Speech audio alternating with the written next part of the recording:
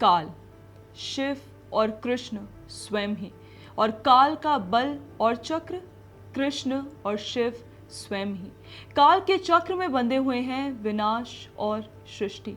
भारत की हजारों वर्षों के इतिहास में और महाभारत से अब तक कितने ही योद्धा, पुरुष, राजवंश काल चक्र में समा गए, और भारत के कंटिन्यूइंग इतिहास के समक्ष कितने ही राजवंशों ने, साम्राज्यों ने अपने घुटने टेक दिए।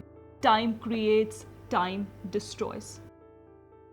आप सब ने भारत के इतिहास में और अपने जीवन में भी देखा होगा कि कैसे समय के चक्र में सब मटेरियल चीज़ों का अंत हो जाता है।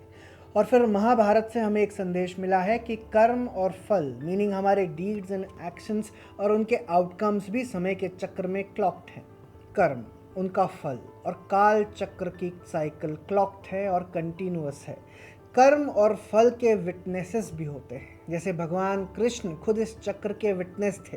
अर्जुन को भगवद गीता का संदेश देते देते उन्होंने इस कर्म और फल की साइकिल को डिकोड किया। जो समझदार थे उन्होंने इससे सीख ली, और जो नासमझ थे या यूं कहें जो अहंकारी और मूर्ख थे, वो कोई सबक ले ही नहीं पाए। उनकी समझ और नासमझी की जो पूरी महाभारत थी, उसके भी अपने कई प्रतीक थे। वो कैसे यश? अरे श्रेया, जैसे arrow, same symbol, different lessons for Arjun and Bhishma पितामह।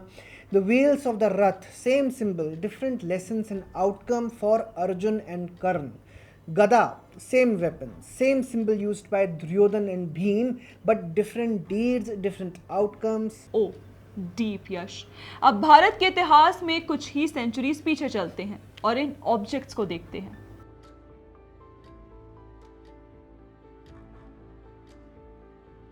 कर्म और काल यानी समय के चक्र को समझने के लिए लेट्स बिगिन।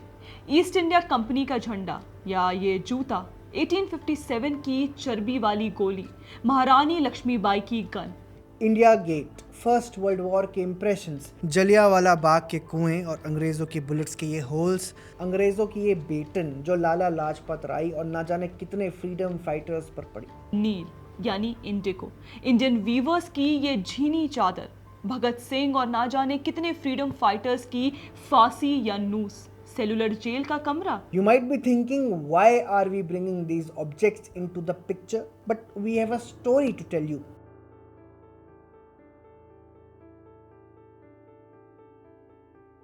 कहानी में पैटर्न है। यश याद करो, मैंने अभी 2 दिन पहले ही एक वीडियो बनाई थी ब्रिटेन के ग्रूमिंग गैंग स्कैंडल पर, जिसमें मैंने पॉलिटिकल करेक्टनेस की बात की थी कि कैसे पाकिस्तान मुस्लिम्स द्वारा ब्रिटेन से ही जुड़ी 2.5 लाख बच्चियों के साथ दुष्कर्म किया जा रहा था, और ये लोग चुप थे केवल इसलिए ताकि इन्हें रेसिस्ट ना बुला दिया जाए या इनका वोट बैंक डिस्टर्ब ना हो जाए। आप इनफैक्ट फुल डिटेल्स इस आई लिंक पर क्लिक करके चेक कर सकते हैं। बाकी हमने इसके बाद एक और वीडियो इस केस को लेकर बनाया, जहां हमने बीबीसी का वो डार्क साइड दिखाया, जहां हमने आपको बताया कि कैसे एक प्रोमिनेंट मीडिया हाउस होने के बावजूद बीबीसी उस इंडिपेंडेंट रिपोर्ट पर आंख बंद करके बैठा रहा, जिसमें 2.5 लाख लड़कियों के सेक्सुअल एक्सप्लॉयटेशन और उन पर हुए अत्याचार की कहानी सामने आती है। उस वीडियो में भी हमने बताया था कि पाकिस्तानी मूल के मुसलमानों द्वारा वाइट लड़कियों पर अत्याचार का ये सिलसिला अब 7th डिकेड में एंटर कर चुका है। सोचिए, 50 दशक से लेकर अब तक 2.5 लाख विक्टिम्स, और दूसरी तरफ हम इंडिया और पाकिस्तान की आज़ादी के 8th डिकेड की तरफ बढ़ रहे हैं। 2 ऐसे देशों के लोग जो कभी एक ही भारत का हिस्सा थे, आज यूके की धरती पर खड़े हैं, उसी ब्रिटेन में जिसने सदियों तक भारत को कोलोनाइज किया, फिर पार्टीशन के बाद अनडिवाइडेड भारत को बांट दिया जैसे किसी ने जमीन के टुकड़े कर दिए हों। श्रेया, ये बात समझना बहुत ज़रूरी है। 1947 के पार्टीशन के बाद इंडिया और पाकिस्तान के लोग इंग्लैंड में सेटल हुए। इंडियंस ने वहाँ जाके ब्रिटेन की लाइफ एंड इकोनॉमी में कंट्रीब्यूशन दिए, सुबह से शाम तक मेहनत की, and they were peace loving citizens, family centric, no involvement in crime, taxes भी बढ़ते थे, लेकिन फिर भी वो कभी फुली एक्सेप्ट नहीं किए गए। ब्रिटिश की तरफ से रेसिज्म बहुत था, सिख कम्युनिटी के खिलाफ बहुत रेसिज्म था। इस रेसिज्म के अगेंस्ट सिख और हिंदू कम्युनिटीज़ ने बहुत लंबी लड़ाई लड़ी, लेकिन शांति से। प्रोटेस्ट हुए, लीगल बैटल्स लड़े, कम्युनिटी ऑर्गेनाइज की, अपनी आइडेंटिटी को संभाल के रखा। इस पे फिल्म्स भी बनी हैं। पाकिस्तानियों को ये प्रॉब्लम कभी नहीं हुई बिकॉज इंडियंस, खास करके सिख सबसे ज़्यादा रिसीविंग एंड पर थे। उनकी मेहनत तो ली गई, लेकिन उनकी इज्जत और पहचान को कभी एक्सेप्टेंस नहीं दी गई। पाकिस्तानियों ने भारत की कल्चरल आइडेंटिटी ब्रिटेन में कमाई करने के लिए इस्तेमाल की। यहाँ तक कि रेस्टोरेंट्स के नाम तक इंडिया पर रखे गए। They knew that Indians were trusted even if not appeased. अरे यश, सारा क्रेडिट इंडियंस को क्यों दे रहे हो? पाकिस्तानीज ने ब्रिटेन को बनाने में, नहीं तो बिगाड़ने में अपना कंट्रीब्यूशन दिया है। 1950s के दशक से ही उन्होंने यहाँ पर अपना बेस बनाना शुरू कर दिया था। आज़ादी के बाद भी रुकना नहीं था, सीधा इंग्लैंड में अपना डेरा जमा लिया। लेकिन वहाँ के ही लोगों के सबसे जेंटल एंड इनोसेंट मेंबर्स को 1950 से टारगेट करना शुरू कर दिया।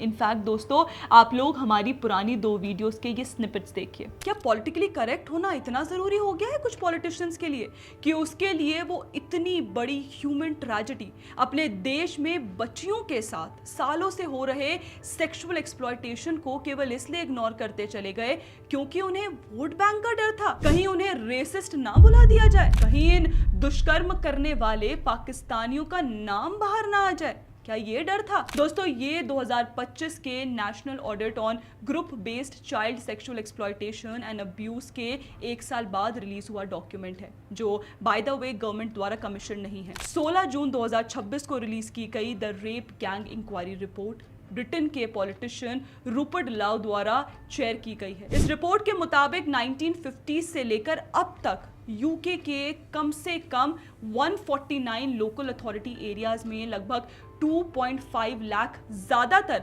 वाइट ब्रिटिश लड़कियों का सेक्सुअल एक्सप्लॉयटेशन हुआ। ये पाकिस्तानी ग्रूमिंग गैंग्स दशकों से यूनाइटेड किंगडम की बच्चियों और लड़कियों पर अत्याचार कर रहे थे।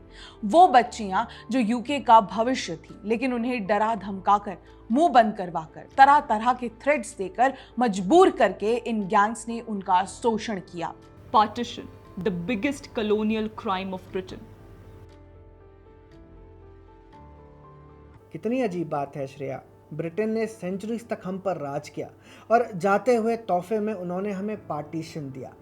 मुस्लिम लीग, जिसने अलग देश की मांग की, उसके लिए सेंटिमेंट व्हिप अप किया गया, माहौल बनाया, और इसके बीज बहुत पहले से ही बो दिए गए थे। जब देश में खिलाफत मूवमेंट शुरू हुआ था, तब मुस्लिम लीग कांग्रेस को हिंदू पार्टी कहा करती थी और इसीलिए उन्हें अलग मुल्क चाहिए था, और उन्होंने वो अलग मुल्क हासिल भी किया जैसे तैसे 1947 में। पार्टीशन के टाइम दोस्तों जो हुआ था वो ह्यूमैनिटी के अगेंस्ट सबसे बड़ा क्राइम था। फिगर्स देख लो, 2 लाख से लेकर 20 लाख तक लोग मारे गए। कई हिस्टोरियंस 10 लाख के आसपास फिगर्स रखते हैं। 1 करोड़ से ज़्यादा लोग अपने घर, अपनी ज़मीन छोड़ के भागने पर मजबूर हुए।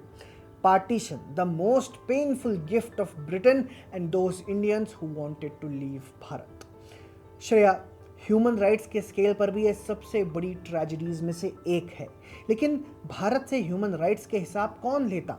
पार्टीशन के डिजाइनर्स थे Muslim League, the British government, and who suffered? Hindu and Sikh communities. दशकों तक कॉलोनियल ब्रिटिश गवर्नमेंट ने भारत के खिलाफ क्राइम्स के बहुत सारे किए, but this, the partition, was the single biggest crime of UK against Bharat. The soul of repression, अंग्रेजी जूते का बल।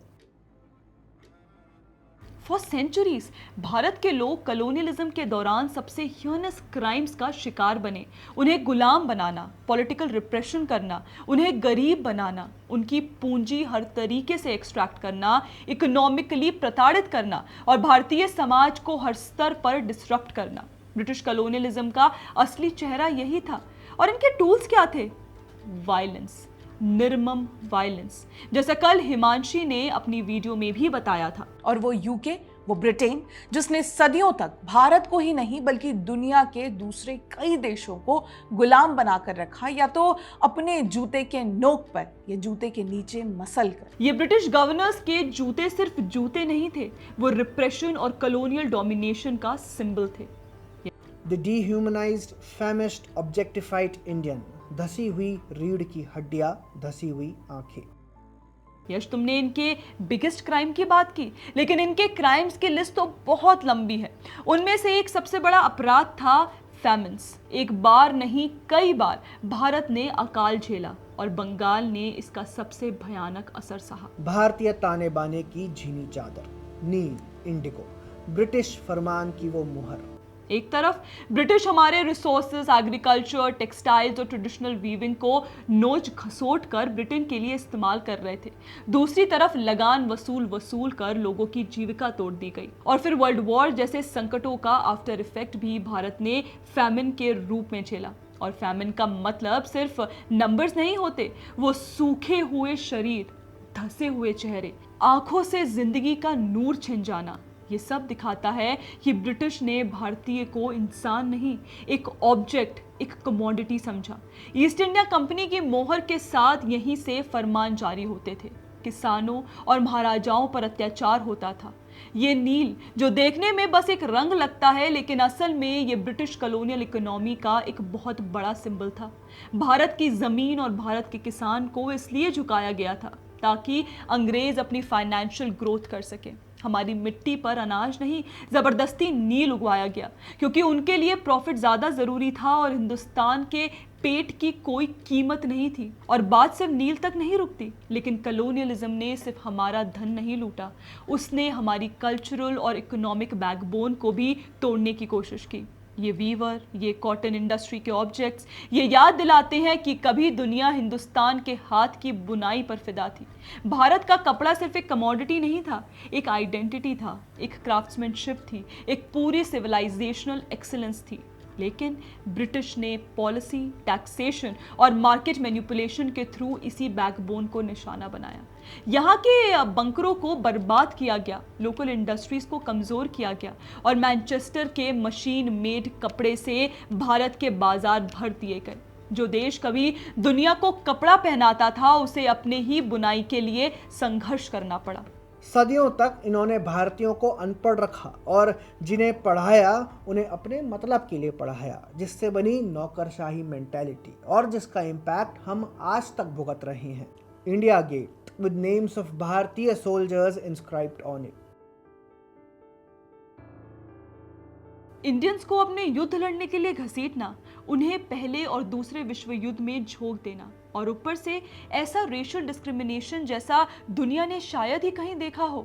मैं आपको उन क्राइम्स के बारे में बताऊंगी जिन्होंने भारत की आत्मा, उसके रिसोर्सेज, उसके लोग और ह्यूमन कैपिटल तक को निष्क्रिय, लाइफलेस और लूटा हुआ बना दिया। वो क्राइम्स जिन्होंने भारत के रिसोर्सेज और उनका खून पसीना तक बहा दिया। श्रेया, मैं उन क्राइम्स की बात करूंगा जिनसे डायरेक्टली खून बहा था। वर्ल्ड वॉर्स के टाइम की बात करूं तो ब्रिटिश ने हमारे अनगिनत जवानों को अपने जंगों में घसीटा। पहला वर्ल्ड वॉर हो या दूसरा, दोनों में इंडियन सोल्जर्स ने अपना खून बहाया, लाखों लोग मारे गए और ब्रिटिश हमारे लिए छोड़ गए उस खून का एक जीता जागता स्मारक, इंडिया गेट। वहाँ उन सोल्जर्स के नाम इंस्क्राइब्ड हैं जो फर्स्ट वर्ल्ड वॉर में शहीद हुए थे। यह हमारा भारतीय होने का कैरेक्टर है, एविडेंस है कि आज भी आज़ादी कितने साल बाद भी हम उस स्मारक को सबसे इस बड़ी इज्जत देते हैं। और ये बात और भी गहरी है, आज़ाद भारत के जितने भी मिलिट्री सैक्रिफाइसेस हुए, चाहे 1947 के बाद की कोई जंग हो या बॉर्डर पर शहीद कोई जवान, हम उनकी याद भी उसी इंडिया गेट के सामने ही देते हैं। वही जगह, वही स्मारक। हम अपने लॉसेस को कंटिन्यूटी में देखते हैं। जिस तरह भारत की कंटिन्यूटी की बात हम कल्चर के एक्सपेक्ट में करते हैं, उसी तरह भारत के जवानों के सेक्रीफाइसेस को हम कंटिन्यूटी में लेते हैं। India by the time under PM Modi installed Subhash Chandra Bose iconic statue in Kartavya Path in 2022। Britain की हेकड़ी के सारे अस्तित्व मिट गए थे and it was clear that it has been grandly inflicted by the reward of its deeds against a great भारतीय civilisation. याद करो यश, अंग्रेजों ने कैसे हमारा कल्चरल मार्जिनलाइजेशन किया था। इनफैक्ट हमारे इस वीडियो में हमने ये भी आपको दिखाया था कि कैसे बीबीसी कॉलोनियल ब्रिटेन का प्रोपेगेंडा टूल था, उस ब्रिटेन का जिसने भारत को सभ्य बनाने का ठेका उठाया हुआ था। बीबीसी का वर्तमान उसके इतिहास से कटा हुआ नहीं है। इसका इतिहास टटोलें तो बहुत से एग्जाम्पल्स मिलते हैं जहां से पता चलता है कि दुनिया को सभ्य बनाने का ठेका ब्रिटिश एम्पायर ने उठाया था। बीबीसी उसी कॉलोनियल मेंटालिटी का टूल है, खबरों की आड़ में दुनिया को बताना कि हम परोपकारी मिशन पर हैं, लेकिन मुखौटे के पीछे जर्मन और इटालियन प्रोपेगेंडा को काउंटर करने वाला ब्रिटिश माउथपीस। आज बीबीसी ब्रिटेन की तरह खुद गुलाम बनकर रह गया है। जब आप कल्चरल मार्जिनलाइजेशन की बात करते हैं तो उन्होंने पूरी कोशिश की कि भारतीयों को असभ्य साबित किया जाए। हमारी भारतीय सिविलाइजेशन के जितने जीवित चिन्ह थे, अंग्रेजों ने उन्हें अंडमीन किया, उनका मजाक उड़ाया और उन्हें ही हमारे असभ्य होने का प्रतीक बताया।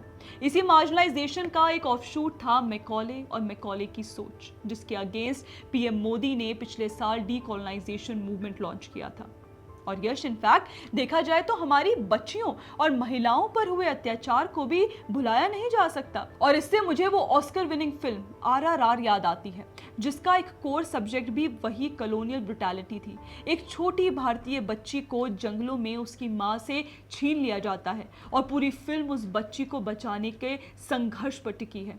ब्रिटिश मीडिया के एक सेक्शन को उस वक्त भी इस पोर्ट्रेयल से दिक्कत हुई थी। वो इसे फिक्शन कहकर साइट कर देगा, लेकिन सच ये है कि ब्रिटिश कॉलोनियल क्राइम सिर्फ पॉलिटिकल या इकोनॉमिक क्राइम्स नहीं थे, वो जेंडर क्राइम्स भी थे। और शायद सबसे बड़ी बात यही है यश, उन्होंने अपने क्राइम से कुछ नहीं सीखा, इसलिए कर्मों का फल और भीषण होता चला गया। 1857 चर्बी वाली गोली, महारानी लक्ष्मीबाई की बंदूक, जलियांवाला बाग की दीवारों पर गोलियों के निशान। श्रेया, ब्रिटिश ने हमारी पुरानी कम्युनल हार्मनी और सोशल फैब्रिक को तोड़ने की पूरी कोशिशें की। 1857 में उन्होंने एक छोटी सी चीज से बड़ी आग लगा दी। Grease laden cartridges, Enfield rifle की गोली पर काऊ और पिग की चर्बी लगाई गई थी। हिंदू और मुस्लिम दोनों सोल्जर्स के लिए ये बहुत बड़ी बेइज्जती थी। इसी से शुरू हुआ वो विद्रोह जो आज हम 1857 की पहली आज़ादी की लड़ाई के नाम से जानते हैं। मंगल पांडे ने पहला शोर मचाया बैरकपुर में। उसके बाद बहादुर शाह जफर, रानी लक्ष्मीबाई, नाना साहेब, तांत्या तोपे, कुंवर सिंह, बेगम हजरत महल, ये सब लोग इस विद्रोह के बड़े चेहरे थे। ये सिर्फ एक म्यूटिनी नहीं थी, ये भारत के कई हिस्सों में फैल गया था। लेकिन जब ब्रिटिश ने रिटालिएशन की तो वो बहुत ही दर्दनाक था। उन्होंने इस विद्रोह को बहुत क्रूरता से कुचला। दोस्तों, अब इन ऑब्जेक्ट्स को देखें। ये कार्ट्रिज की गोली जिसने 1857 की आग लगा दी थी। ये महारानी लक्ष्मीबाई की गन जो उनके हाथ में थी जब वो अपनी झांसी के लिए लड़ रही थी। She fought for her own protection. Unfortunately, today the daughters of British cannot. ये इंडिया गेट, जहां वर्ल्ड वॉर के हजारों इंडियन सोल्जर्स के नाम लिखे हैं जिनके खून विदेशी जमीनों पर बहे, और ये जलियांवाला बाग, सिर्फ 10 मिनट में जो हुआ उसने ब्रिटेन के लास्ट 10 साल का हिसाब कर दिया। वहां के चीखों की गूंज आज भी सुनाई देती है। अंग्रेजी बेटन जो लाला लाजपत राय और कितने ही फ्रीडम फाइटर्स के सर पर पड़ी थी। लाला लाजपत राय की जान ले ली थी इस बेटन ने। भगत सिंह और अन्य फ्रीडम फाइटर्स की फांसी की रस्सी जो उनके गले में डाली गई थी। So many lives snuffed for asking for freedom, so many brilliant leaders and men gone. British crime unparalleled. Cellular jail का कमरा, जहां सावरकर जी को सालों तक बंद करके रखा गया था। The symbol of British ruthlessness and merciless behaviour, attitude and history. Macaulay पुत्र आज भी सावरकर के सेक्रीफाइसेस पर डाउट और डिबेट करते हैं। फल किसके अकाउंट में जाता है? ब्रिटेन के। इतने सारे दर्द और खून को समेटे ये ऑब्जेक्ट्स, आप खुद सोचिए। These excellent freedom fighters and revolutionaries, अगर आज़ाद भारत में ये सब होते तो कितने उम्दा पॉलिटिकल लीडर्स बनते। लेकिन इनके साथ जो हुआ वो ट्रॉमा आज भी अगर मैं आपको बता दूं तो आप खाना ठीक से खा भी नहीं पाओगे। फिर आप कोहिनूर और वो सारी प्लंडर्ड वेल्थ देखिए। ये सिर्फ खूबसूरत म्यूजियम पीसेस या रॉयल आर्टिफैक्ट्स नहीं हैं, ये उस लूट के गवाह हैं जिसके दम पर ब्रिटेन ने अपनी शान खड़ी की। हमारे हीरे, हमारा सोना, हमारा पैसा, हमारी मेहनत, सब कुछ निकालकर उन्होंने अपने एम्पायर की दीवार मजबूत की।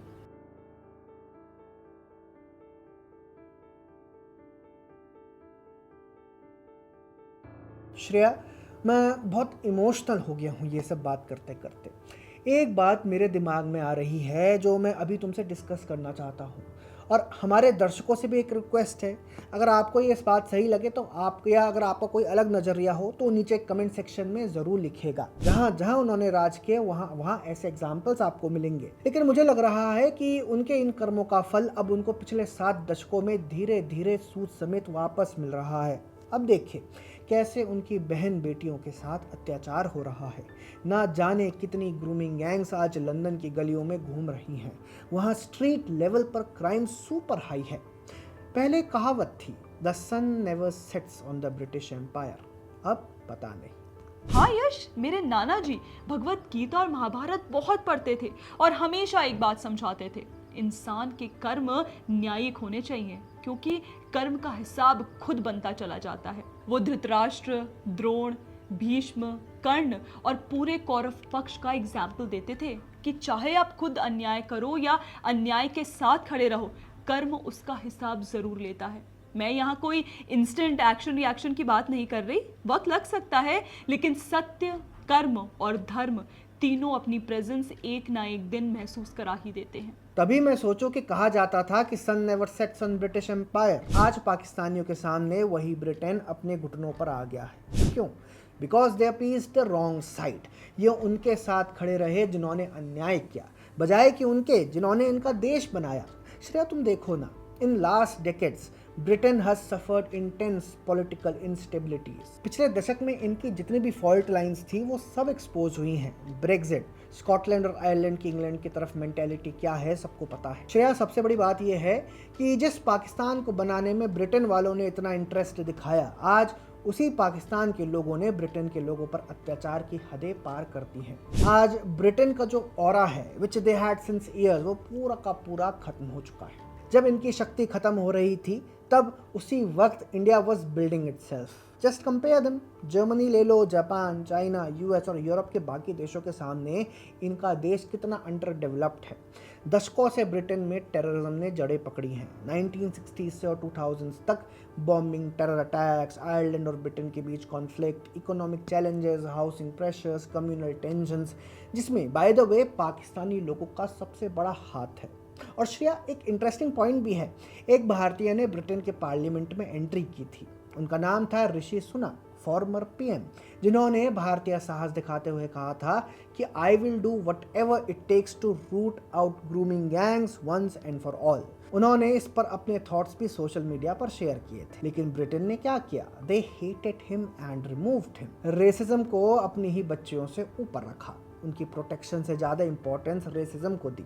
No lessons learned, opportunity to correct the cycle of karma missed once again. अरे यश, ये तो कुछ भी नहीं है। सोचिए उन लगभग 2.5 लाख बच्चियों के बारे में जो पिछले कई दशकों से ब्रिटेन का वर्तमान भी थी और फ्यूचर भी, और जिन पर हुआ अत्याचार ब्रिटेन के कॉलोनियल कर्मों का सबसे भयानक फल लगता है। मतलब जिस ब्रिटेन ने दशकों तक दूसरों को छन्नी किया, आज वही ब्रिटेन अपने ही अंदर से ग्रूमिंग गैंग्स के जख्मों से बुरी तरह छलनी हो चुका है। Shreya, can you see the irony? How helpless is UK today? Whites are struggling today because they have been taken over. Their cities are completely owned and taken over by the colonized, which is Pakistan, who have turned tables and turned into aggressors.